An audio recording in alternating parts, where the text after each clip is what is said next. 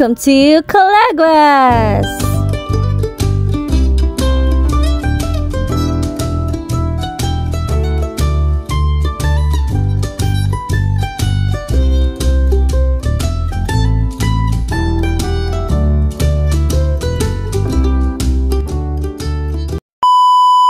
Hi guys! So ngayon, natuloy na ang aming drawing going to Boracay ng Bicol. So ayan yung mama ko. Hinatid nga kami dito sa Vinson's Port. At FYI lang guys, if ever pupunta kayo ng Calaguas, you need to provide your own plastic o kaya ay pwede kayong bumili dito worth 35 pesos lamang. Ito ay protection para hindi mabasa ang ating mga gamit. Same as with our cellphone. Kailangan din natin itong ilagay sa waterproof cellphone protector. At ito na, start na ng aming journey. So, nakaka-excite siya guys. Pero at the same time, andun yung nakakatakot din na pakiramdam. Since nga, 2 hours kaming magbabiyahe dito sa dagat. So, yun nga pala guys, yung nagpicture sa amin dyan, yung coordinator, sobrang bait at saka accommodating talaga siya. Si Kuya Roy. So, mamaya ibibigay namin yung details ng FB niya and at the same time yung package na kuha namin dito. So, syempre, meron tayong taga-ayos ng ating life best. Si ate mo, Chor.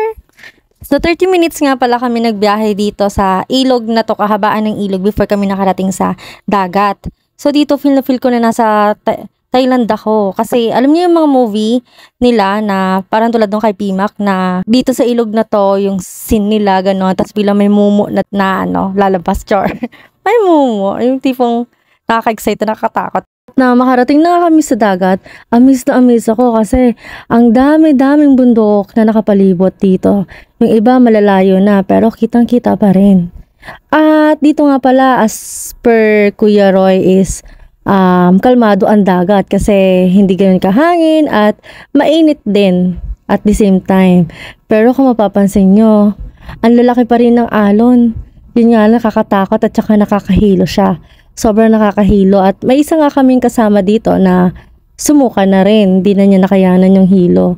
Ang kinagandahan naman dito, ang ganda at ang sarap matulog. Kasi yung tipo ang sarap ng hangin. Tapos yun nga, nakarating kami dito sa may bundok. Kala namin ito na yung Calaguas kasi ang white sand na niya. Pero hindi pa pala yun ang Calaguas. So kung mapapansin natin dito, yung mga bundok na nakapalibot sa dagat, grabe puting-puti ang mga nila, mga buhangin. Hindi lang Calaguas ang puti ang buhangin. At ayun na, finally, nakarating na kami sa Calaguas after ng mahabang biyahe. Ang puti masyado talaga ng kanyang buhangin at the same time, ang linaw-linaw ng dagat, tubig sa dagat. Kaya nga, tama naman sila na ito ay crystal clear water. O, diba? Sobrang linaw, ang linis-linis ng tubig. Babaan time na!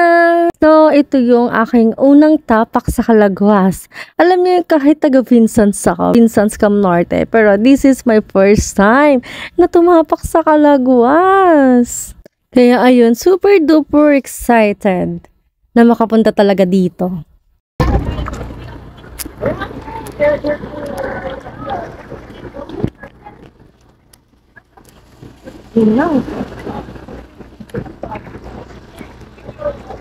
Pagdating namin, sakto na rin pala sa lunchtime. So, ayan, nag-prepare na rin si ate ng aming makakain. So, ito pala, may 4 tayong meals na kasama sa package.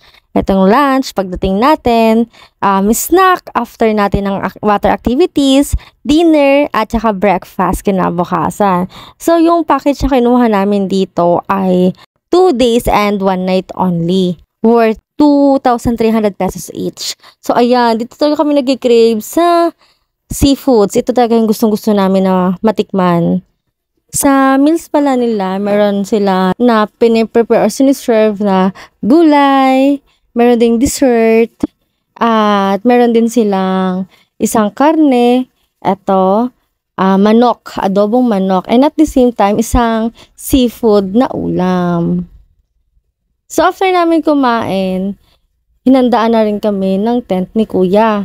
So, nagtayo siya ng tent dito in front of dagat. O, di ba? Para masaya, ma-enjoy mo talaga yung scenery ng dagat. Kaya dito kami nagpatayo ng tent namin. So, dito, kasama na siya sa inclusion yung tent. At saka, ang mga kasama pala sa inclusion, yung accommodation mo, which is the tent, yung pagkain mo, na 4 na beses, yung lunch, snack, dinner, at saka breakfast. At the same time, yung boat natin, yung back and forth na boat transfer. Transfer ba tawag doon? Basta itong bangka na to. And then, meron din tayong island hopping na kasama sa water activity, trekking, at saka snorkeling. Do say snorkeling, bring your own gears. Included din dito yung environmental fee, port fee, island entrance fee, and tour guide. Yon, mga kasama sa inclusion. Dito, kinagandahan lang din sa kanila is lahat sila accommodating and at the same time, bubusogin ka ng sobra.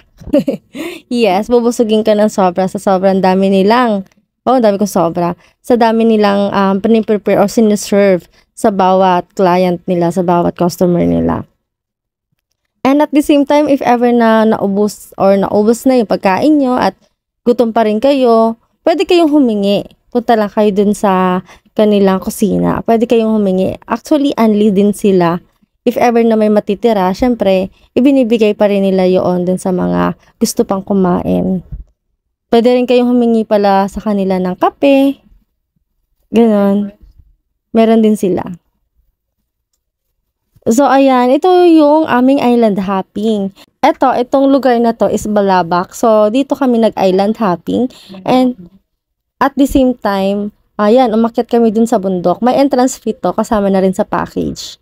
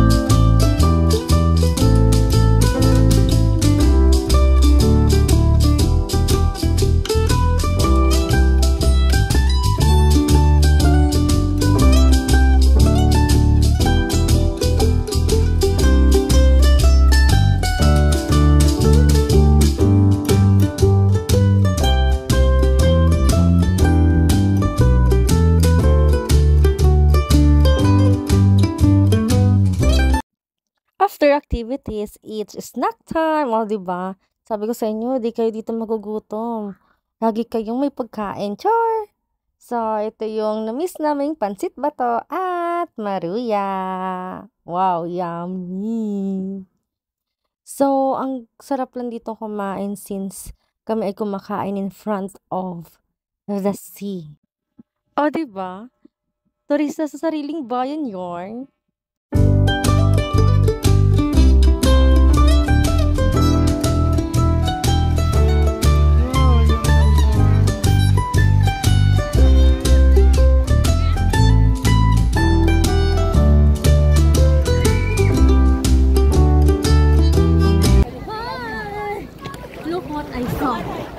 what I get. Oh, pinong buhangin. Pino at white sand. Wow. It's only in Calaguas.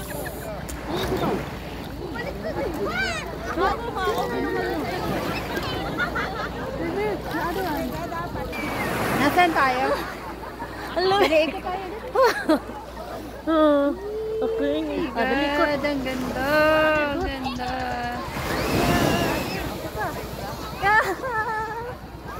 Tagal mag-ikot. Siyempre, dahan-dahan. Asan ka? Pero dito ako sa... Okay, nilalamig.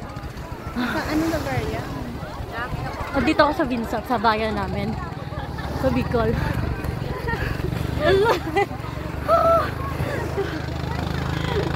Dito kami sa Calaguas.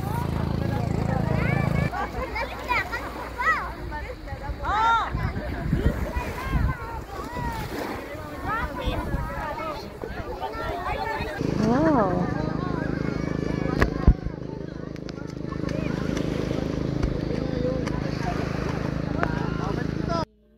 It's dinner time!